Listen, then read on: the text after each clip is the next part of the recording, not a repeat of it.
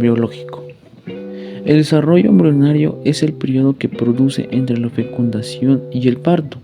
Dura normalmente 9 meses y en cada uno de los trimestres en los que se divide se desarrollan diferentes partes del cuerpo. Primer trimestre. Se considera la tercera semana del embarazo como la primera efectiva, pues en las 2 primeras semanas se produce la ovulación y desprendimiento del óvulo, que será fecundado. Esta fecundación tiene lugar ya que en la tercera semana el óvulo y el espermatozoide se unen formando el cigoto mientras bajan a través de una de las trompas del falopio. El cigoto continúa dividiéndose, formando las nuevas células, a las que pronto les aparecerá un recubrimiento denominado a todos el conjunto como blastocitos. La división de las células continúa ocurriendo mientras tanto hasta que un cierto punto del desarrollo este blastocito se transforme en embrión. En la cuarta semana el embrión, que ya mide cerca de 5 milímetros, se introduce a la pared uterinaria y comienza a nutrirse a través de esta. En la quinta semana ya comienza a desarrollar los principales sistemas del embrión, como el cerebro, la médula espinal o el corazón.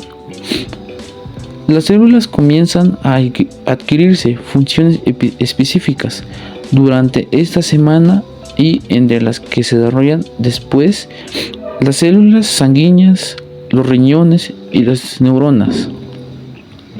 Esta quinta semana de las fuentes mayores son los motivos donde hay más riesgos. El desarrollo del bebé, pues ya hay un riesgo mayor de que pueden producir anomalías genéticas por la ingesta de medicamentos, alcohol, drogas o infecciones como la rubiola.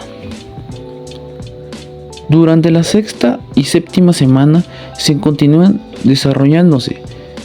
Permiten identificar partes del embrión como los ojos, los oídos o el corazón, así como las manos y los pies durante la octava semana.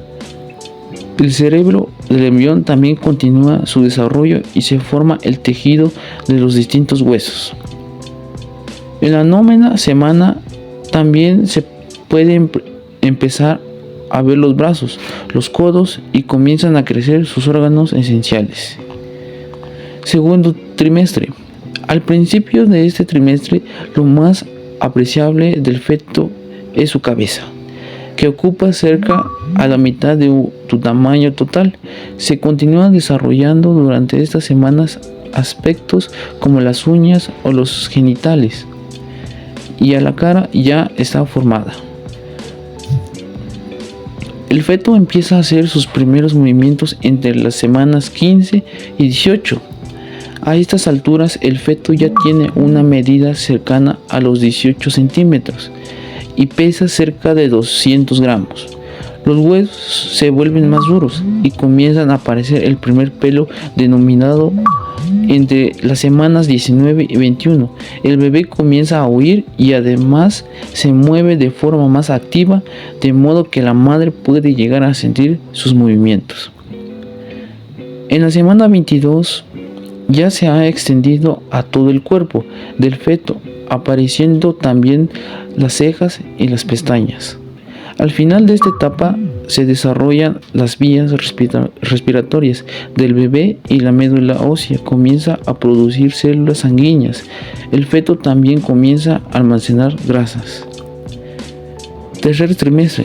El bebé comienza a terminar su desarrollo diferentes partes de su cuerpo, lo que todo ha relacionado con los ojos, las huellas, los pies.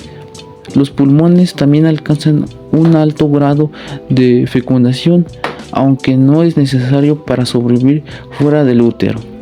Entre las semanas 27 y 30 el bebé vuelve a abrir los párpados y el sistema nervioso se desarrolla mucho, sobre todo el cerebro, y para las órdenes el sistema respiratorio comienza a producir agente que hace que los alvéolos puedan llenarse de aire con asca. A partir de la semana 31, el bebé comienza a retener hierro, calcio y fósforo dentro de su organismo, lo que impulsa aún más el desarrollo entre el cuerpo. Tejido conjuntivo laxo. El tejido conjuntivo laxo es el tipo de tejido conectivo más ampliamente distribuido y se encuentra en el revestimiento de las superficies internas del cuerpo. La combinación de células y fibras hace que este tejido sea flexible, pero poco resistente a la tensión mecánica. Laxo ordinario. Tejido conjuntivo laxo o areolar es el tejido conjuntivo más común en el organismo. Se caracteriza por tener 3 constituyentes: células, sustancia fundamental amorfa y fibras en igual proporción. Laxo adiposo. El contenido laxo actúa como un soporte y alineador celular. Forma la dermis de la piel, rellena y rodea numerosos órganos. Además de nutrirlos, también poseen una función defensiva. Laxo mucoide. ¿Qué es el tejido conjuntivo mucoide?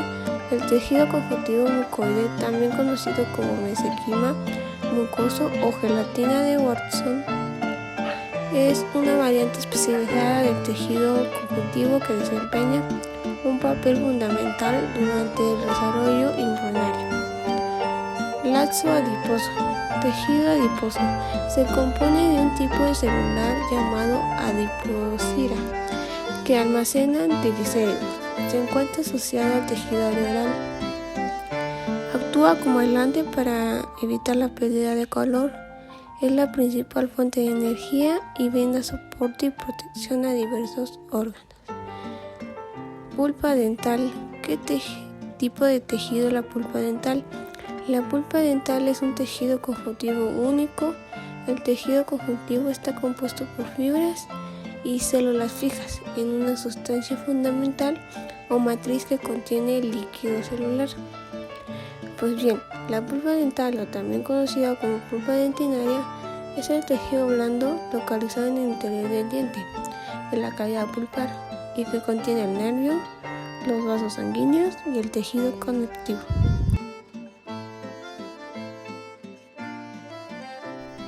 Soporte.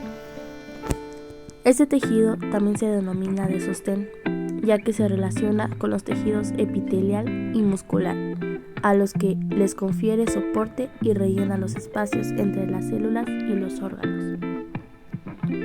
El tejido fibroso o denso se caracteriza por su abundancia en fibras de colágeno, una proteína resistente y flexible que proporciona soporte y estructura a los órganos y tejidos. El tejido fibroso se encuentra en múltiples localizaciones del cuerpo, incluyendo ligamentos, tendones, la cápsula articular y la dermis de la piel, entre otros. En estos lugares su función principal es proporcionar resistencia a la tracción y mantener los órganos y tejidos en su lugar. Además de su papel en la estructura del organismo, los tejidos fibrosos también es fundamental en el proceso de curación de las heridas. Tras una lesión, los fibroblastos se activan y producen colágeno para formar un nuevo tejido que reemplace al dañado. Este tejido de reparación, conocido como tejido de granulación, es inicialmente frágil, pero con el tiempo los fibroblastos remodelan y fortalecen el colágeno para formar un tejido cicatricial resistente. El tejido cartilaginoso es, junto con el hueso, uno de los principales tejidos de soporte de los seres vivos.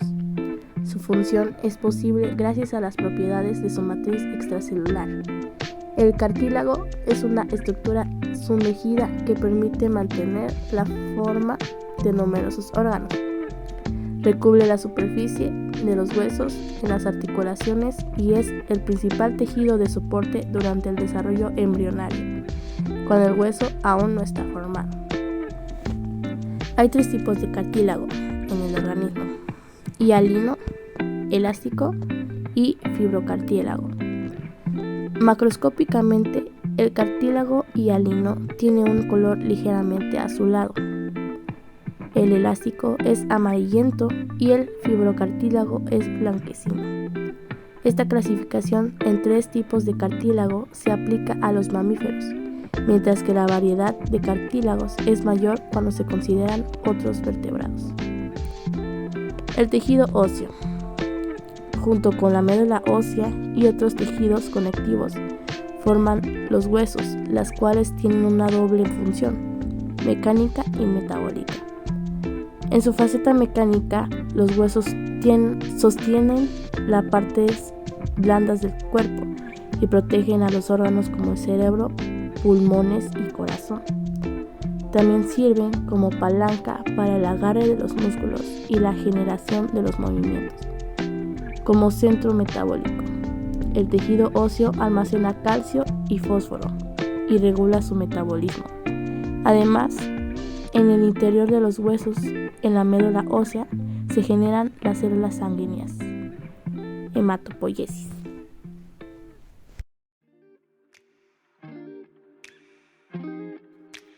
La dentina es parte del órgano dental, además es un tejido de soporte. Este interviene en los trastornos dentales, de igual manera esta se encuentra debajo del esmalte. Es producido por los odontoblastos y es un tejido duro. El cemento es semejante al hueso, que cubre la raíz de los dientes y la protege. Se forma a lo largo de la raíz del diente. De igual manera, el cemento es un tejido duro, igual de soporte de los dientes, sirviendo como estructuras de anclaje para el ligamento periodontal. También les hablaré sobre el tejido hematopoyético. Esta se inicia en el desarrollo embrionario temprano e incluye la eritropoyesis, que es la formación de glóbulos rojos, y la leucopoyesis, la formación de plaquetas. La médula ósea contiene vasos sanguíneos especializados, llamados sinusoides, en las cuales se liberan las células y plaquetas de la sangre neodesarrollada. Los linfáticos son las principales células funcionales del sistema inmunitario. En esta hay 3 tipos: los linfocitos T, los linfocitos B y las células destructoras naturales. Los linfocitos T están involucrados en la inmunidad mediada por células, y los linfocitos B son involucrados en la producción de anticuerpos, y las células destructoras naturales son para matar células infectadas de virus y cancerosas. Sangre y linfa es un compuesto de eritrocitos, leucocitos y plaquetas. La sangre es un tejido vivo formado por líquidos y sólidos. La parte líquida llamada plasma contiene agua, sales y proteínas. Más de la mitad del cuerpo es plasma. La parte sólida de la sangre contiene glóbulos rojos, glóbulos blancos y plaquetas. Linfa es un líquido entre transparente y blanquecino, compuesto de glóbulos blancos, especialmente linfocitos, las células que atacan a las bacterias en la sangre y tejidos corporales. Líquidos provenientes de los intestinos llamado quilo, que contiene proteínas y grasas. Eritrocitos, también llamado como glóbulo rojo, es una célula de la sangre, concretamente la más numerosa. La hemoglobina es uno de sus principales componentes y su función es transportar el oxígeno hacia los diferentes tipos de tejidos del cuerpo. Leucocitos, tipo de glóbulos sanguíneos, célula de la sangre que se produce en la médula ósea y se encuentra en la sangre y el tejido linfático. Los leucocitos son parte del sistema inmunitario del cuerpo y ayudan a combatir infecciones y otras enfermedades. Plaquetas. Las plaquetas son fragmentos de células muy grandes de la médula ósea que se llaman megacariocitos. Ayudan a producir coágulos sanguíneos para hacer más lento el sangrado o frenarlo y facilitar la cicatrización de las heridas.